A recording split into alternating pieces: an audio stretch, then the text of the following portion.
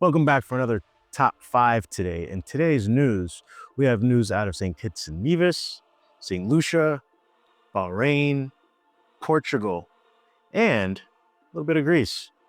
Well, stop waiting and let's get right into the news for today.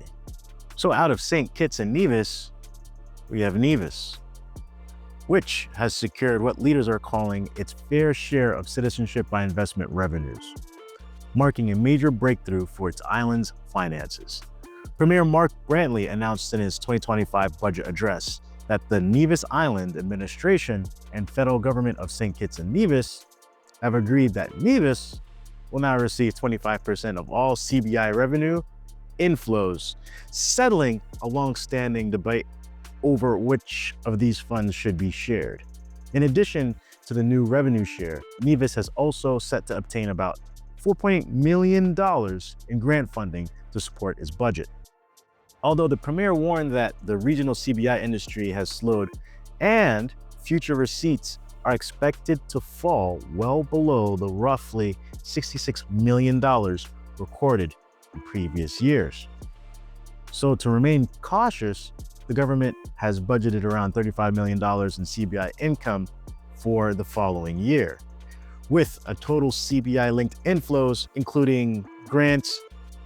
It's all estimated to be approximately $39.8 million. Despite the modest projections, the premier expressed optimism that actual revenues could possibly exceed expectations and provide additional resources to fund the daily operations of the government, noting that Nevis has already begun receiving its 25% allotment. And for the next piece of news, coming from St. Lucia, which has voted for continuity, delivering St. Lucia's Labour Party a resounding second term with 14 out of 17 parliamentary seats as jubilant crowds rallied across the island, while Prime Minister Philip J. Pierre cemented his dominance with roughly 80% of the ballots cast. The opposition, United Workers' Party, held just one seat via leader Alan Chastanet, and 2 independents entered the parliament as well, as voters backed SLP pledges on economic growth, social support, and modern development, all prompting swift congratulations from the CARICOM leaders, such as we have St. Kitts' Dr. Terrence Drew, Dominica's Dr. Roosevelt Secret, and Jamaica's Andrew Holness, who all signal deeper regional collaboration in the new term. Next up on our news, we have Portugal, which has launched an unprecedented golden visa fund called LXL Ventures, exclusively for American investors seeking residency through investment, marking the first such targeted approval by the Portuguese Securities Market Commission in October. This fund perfectly fits into Portugal's popular golden visa program, officially the residence permit for investment, which grants a 5-year stay, Schengen visa-free travel, and pathways to permanent residency or citizenship. Especially appealing after 23 changes eliminated real estate options in favor for the €500,000 minimum in investment venture capital or funds. LXL allocates 60% to Portugal, including 35% in low-risk assets, 25% early-stage tech firms, with the rest going to U.S. companies, while providing full tax and regulatory support via partners like Green Ocean Global and Fresh Portugal to handle ongoing U.S. filing requirements and unlock Portugal's tax benefits, all aiming to capture 5 to 10% of the 1,000 to 2,000 annual American applicants. The fund emphasizes tech ecosystem ties, and alternatives include €500,000 in research or €250,000 in arts or creating 10 jobs, all amid a global surge in similar programs from Malaysia to Spain.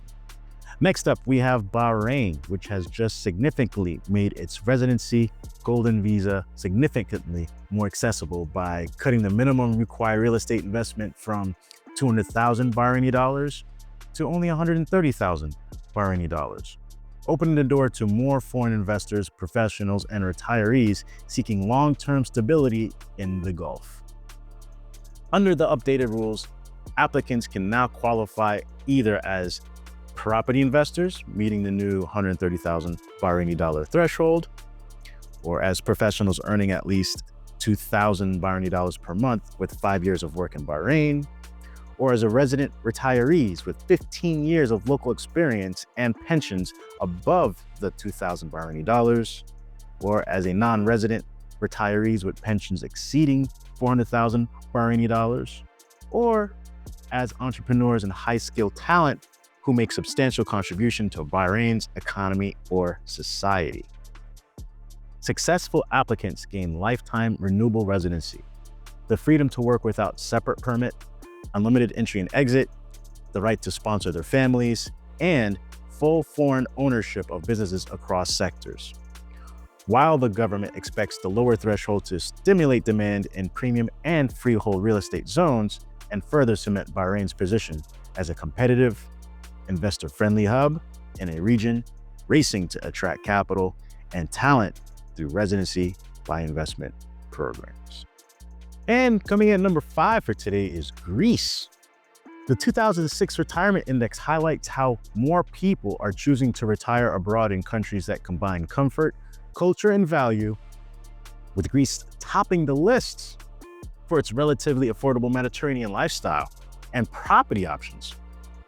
Panama and Costa Rica appeal with low-cost, nature, and attractive residency programs, while Portugal, Spain, Mexico, Italy, and France offer strong healthcare, good infrastructure, and welcoming lifestyles at generally lower living costs than many Western countries.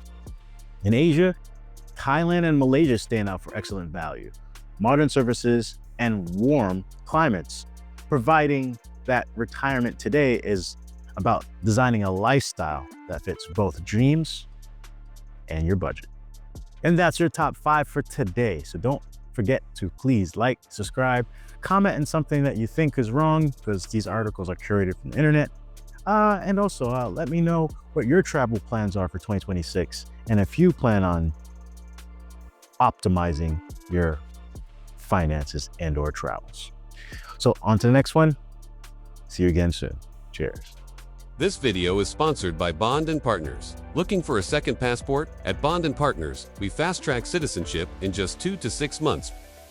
We also help you secure residency and establish companies in the world's most strategic jurisdictions. Bond & Partners, where sovereignty begins.